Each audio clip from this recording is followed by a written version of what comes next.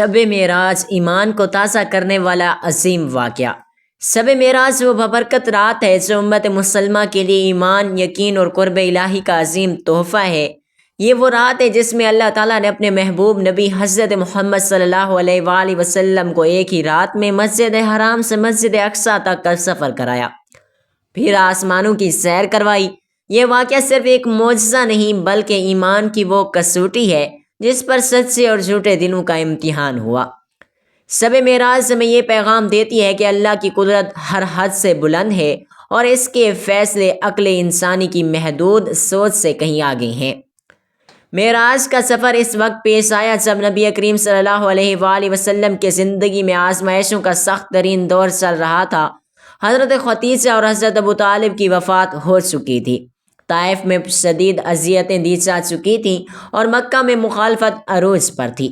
ایسے نازک وقت میں اللہ تعالیٰ نے اپنے محبوب کو عزت، تسلی اور قرب عطا فرمایا تاکہ امت کو یہ سبق ملے کہ مشکلات کے بعد اللہ کی مدد ضرور آتی ہے۔ اس رات نبی کریم صلی اللہ علیہ وآلہ وسلم کو براق پر سوار کر کے مسجد اقصیٰ لے جایا گیا جہاں تمام انبیاء کرام نے آپ کی اقتداء میں نماز ادا کی۔ یہ منظر اس بات کی علامت تھا کہ آپ صلی اللہ علیہ وآلہ وسلم تمام انبیاء کے امام ہیں اور دین اسلام تمام آسمانی ادیان کی تکمیل ہے۔ اس کے بعد آسمانوں کی طرف سفر شروع ہوا جہاں مختلف آسمانوں پر مختلف انبیاء سے ملاقات ہوئی اور اللہ کی قدرت کے عجیب و غریب مناظر بھی دکھائے گئے۔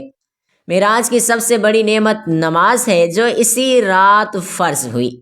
یہ نماز مومن کے لیے معراج قرار دی گئی تاکہ ہر مسلمان دن میں 5 مرتبہ اللہ کے حضور حاضر ہو کر روحانی بلندی حاصل کر سکے۔ نماز ہمیں نظم، صبر، پاکیزگی اور اللہ سے تعلق کی مضبوطی کا درس دیتی ہے۔ جو شخص نماز کو اپنا سہارا بنا لیتا ہے اس کی زندگی میں بے سکونی باقی نہیں رہتی۔ اس رات نبی کریم صلی اللہ علیہ وآلہ وسلم کو جنت اور جہنم کے مناظر بھی دکھائے گئے تاکہ امت کو انجام کی حقیقت سے آگاہ کیا جائے۔ نیکیوں کا بدلہ اور گناہوں کی سزا واضح انداز میں دکھا کر یہ پیغام بھی دیا گیا کہ دنیا کی زندگی عارضی ہے اور اصل کامیابی آخرت کی کامیابی ہے۔ انسان اگر اپنی خواہشات کو قابو میں رکھ کر اللہ کے احکام پر عمل کرے تو کامیابی اس کا مقدر بن جاتی ہے۔ شب معراج ہمیں یہ پیغام، یہ سبق دیتی ہے کہ اللہ کے قریب ہونے کا راستہ اطاعت، صبر اور تقوی سے ہو کر گزرتا ہے۔ یہ رات صرف قصہ سنانے کے لیے نہیں بلکہ اپنی زندگیوں کا محاسبہ کرنے کے لیے ہے۔ ہمیں سوچنا چاہیے کہ ہم نماز، اخلاق، حقوق العباد اور اللہ سے تعلق کے معاملے میں کہاں کھڑے ہیں۔ آج کے دور میں شب معراج کا پیغام اور بھی زیادہ اہم ہو گیا ہے۔ جب امت پریشانیوں، گمراہیوں اور بے سکونیوں کا شکار ہے تو معراج ہمیں یاد دلاتی ہے کہ نجات کا راستہ اللہ کی طرف سے پلٹنے میں ہے۔ اگر ہم سچے دل سے اللہ کی طرف رجوع کریں تو ہماری انفرادی اور اجتماعی زندگی میں سکون اور برکت آ سکتی ہے۔ آخر میں یہ کہنا بجا ہے کہ شب معراج ایمان کو تازہ کرنے، امید جگانے اور اللہ پر کامل یقین پیدا کرنے کا نام ہے۔ یہ رات ہمیں سکھاتی ہے کہ مشکلات کتنی ہی سخت کیوں نہ ہوں، اللہ تعالیٰ اپنے بندوں کو بھی کبھی تنہا نہیں چھوڑتا۔ جو اللہ سے جڑ جاتا ہے وہی حقیقی کامیابی پا لیتا ہے۔ شب معراج وہ عظیم اور بابرکت رات ہے جس میں اللہ تبارک و تعالیٰ نے اپنے محبوب نبی حضرت محمد مصطفیٰ صلی اللہ علیہ وآلہ وسلم کو ایسی عزت عطا فرمائی جسی اور کو نصیب نہیں ہوئی۔ یہ واقعہ ہمیں یہ یقین دلاتا ہے کہ اللہ جب چاہے وقت اور فیصلے اپنی قدرت سے ختم کر دیتا ہے۔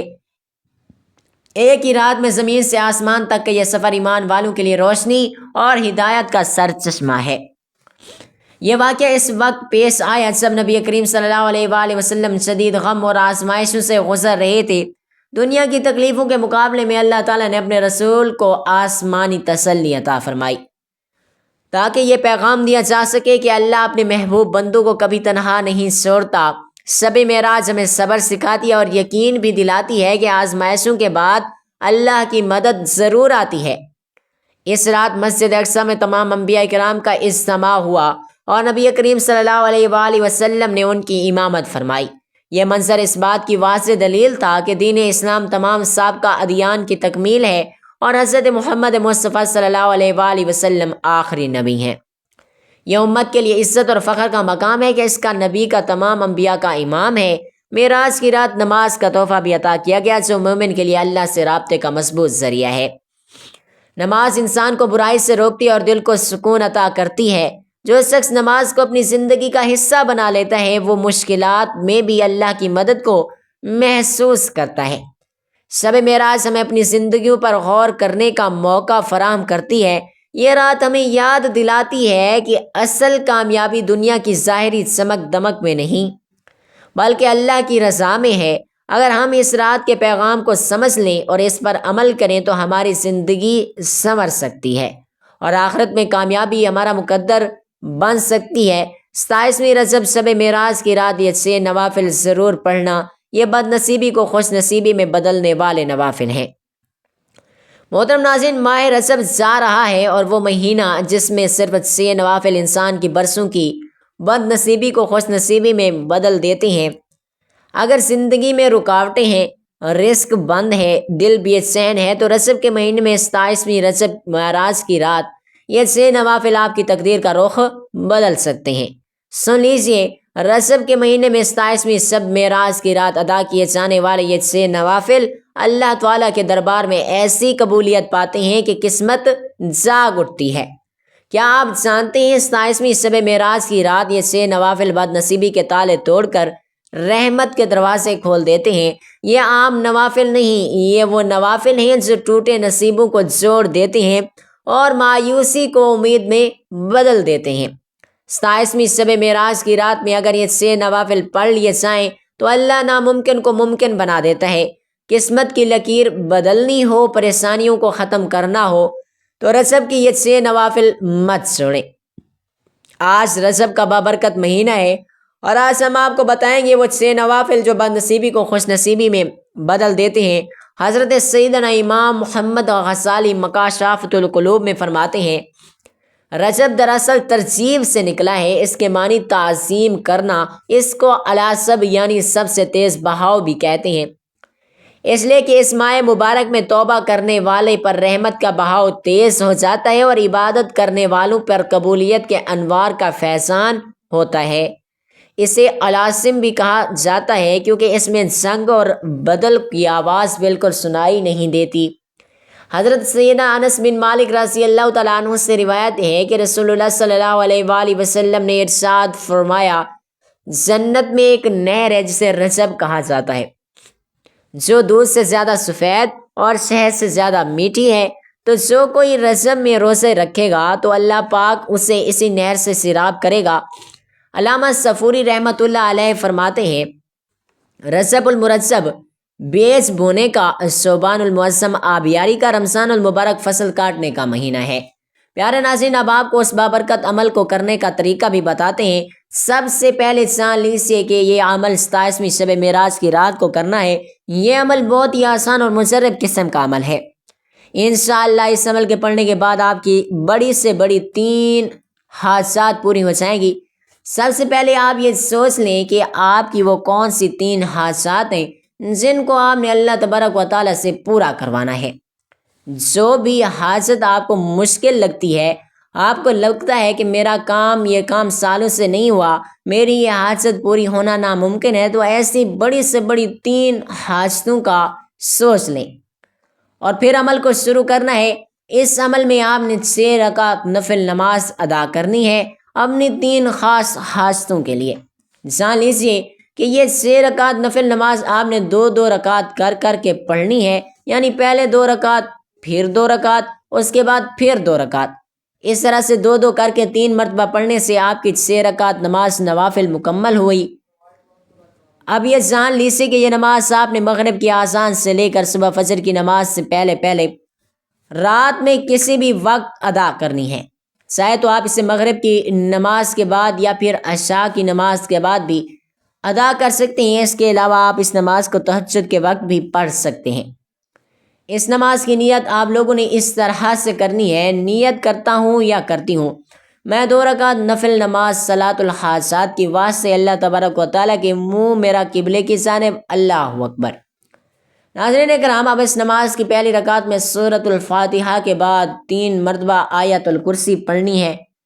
اب یہ بھی جان لیجیے کہ 3 مرتبہ آیت الکرسی بسم اللہ کے ساتھ پڑھنی ہے۔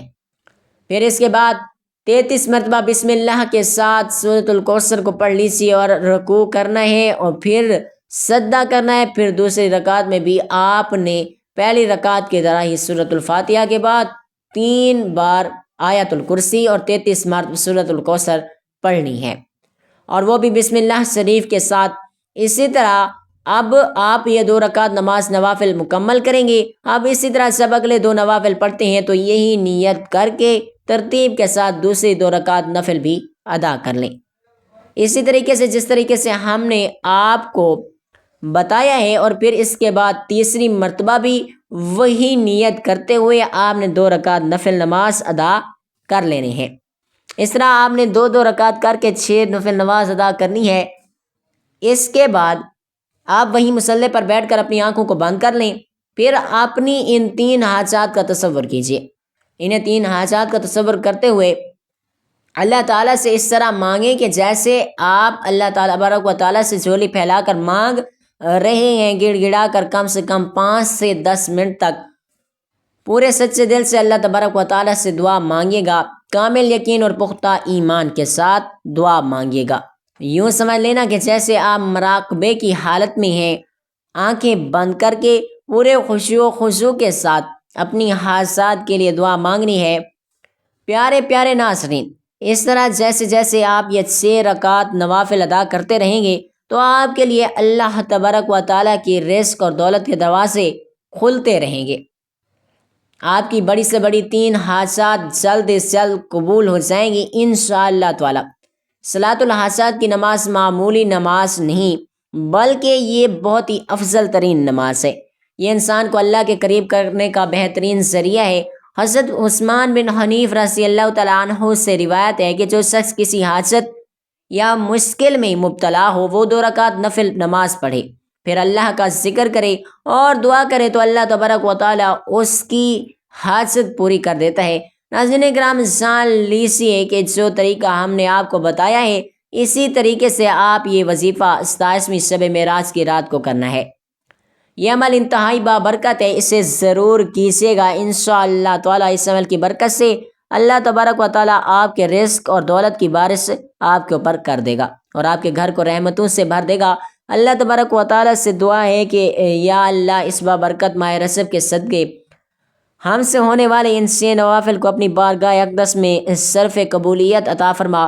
اے رب کریم، زندگیوں میں جتنی بد نصیبیاں، رکاوٹیں، پریشانیاں ہیں سب کو اپنی رحمت سے خوش نصیبی اور آسان میں بدل دے، آمین یا رب العالمین۔ آخر میں درخواست ہے کہ آپ لوگوں کو ویڈیو اچھی لگی ہو تو ویڈیو کو لائک کریں، شیئر کریں، ہمارے اس معلوماتی چینل کو سبسکرائب کریں۔